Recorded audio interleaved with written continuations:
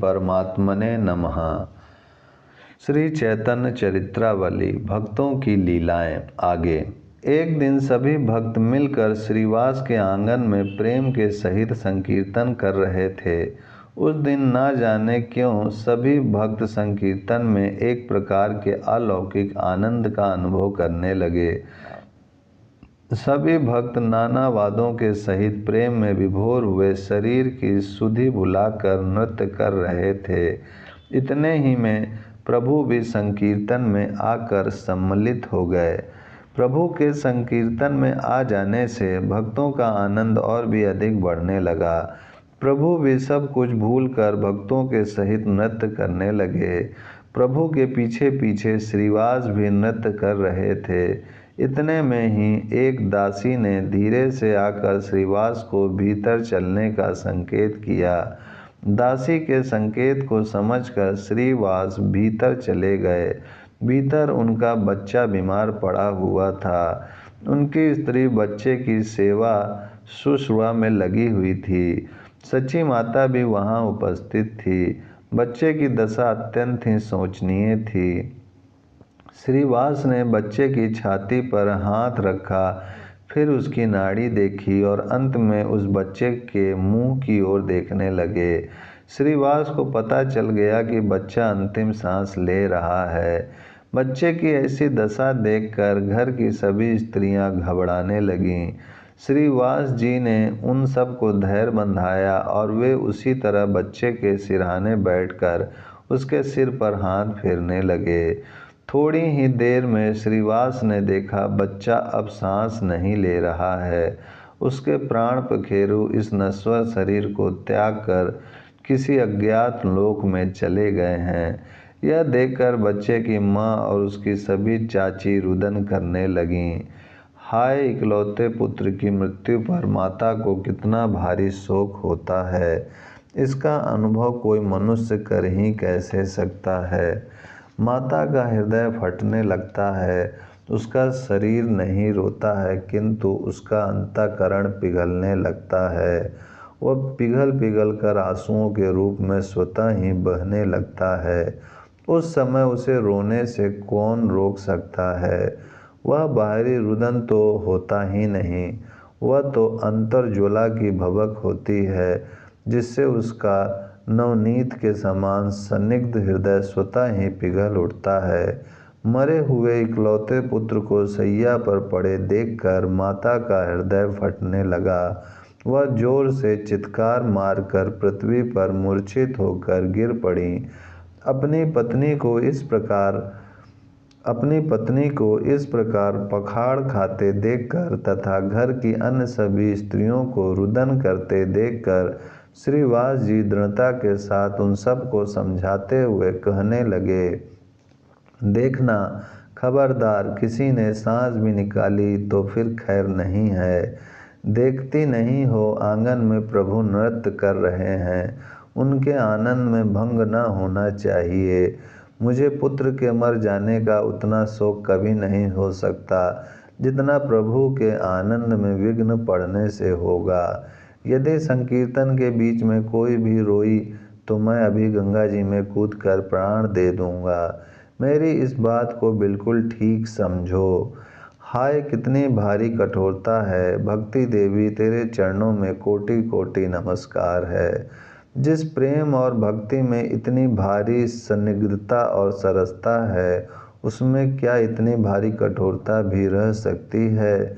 जिसका एकमात्र प्राणों से भी प्यारा नैनों का तारा, संपूर्ण घर को प्रकाशित करने वाला इकलौता पुत्र मर गया हो और उसका मृतदेह माता के सम्मुख ही पड़ा हो, उस माता से कहा जाता है कि तू आंसू भी नहीं बहा सकती, जोर से रोक कर अपने हृदय की ज्वाला को भी कम नहीं कर सकती।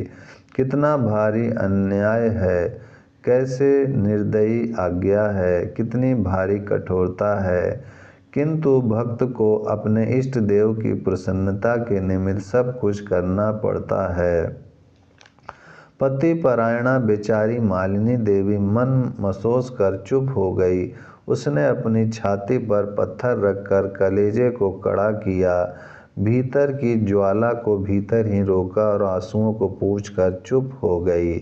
पत्नी के चुप हो जाने पर श्रीवास धीरे धीरे उसे समझाने लगे, इस बच्चे का इससे बढ़कर और बड़ा भारी सौभाग्य क्या हो सकता है, जो साक्षात गौरांग जब आंगन में नृत्य कर रहे हैं तब इसने शरीर त्याग किया है। महाप्रभु ही तो सबके स्वामी हैं, उनकी उपस्थिति में शरीर त्याग करना क्या कम सौभाग्य की बात है। मालिनी देवी चुपचाप बैठी हुई पति की बातें सुन रही थीं। उसका हृदय फटा सा जा रहा था। श्रीवास जी ने फिर एक बार दृढ़ता के साथ कहा, सबको समझा देना, प्रभु जब तक नृत्य करते रहें तब तक कोई भी रोने ना पावे। प्रभु के आनंद रस में तनिक भी विघ्न पड़ा तो इस लड़के के साथ ही मेरे इस शरीर का भी अंत ही समझना।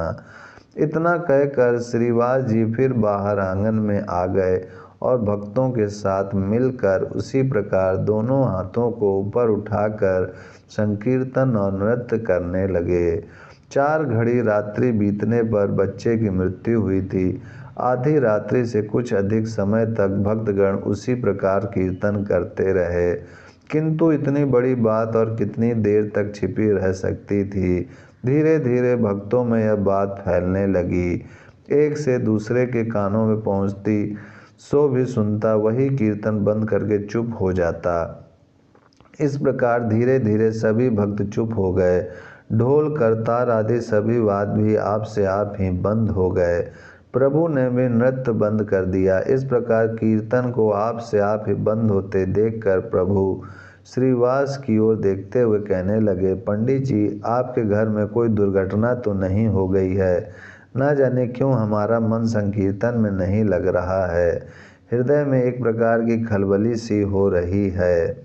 अत्यंत ही दीन भाव से श्रीवास पंडित ने कहा, प्रभु, जहाँ आप संकीर्तन कर रहे हो वहाँ कोई दुर्घटना हो ही कैसे सकती है। संपूर्ण दुर्घटनाओं के निवारण करता तो आप ही हैं। आपके सम्मुख भला दुर्घटना आ ही कैसे सकती है।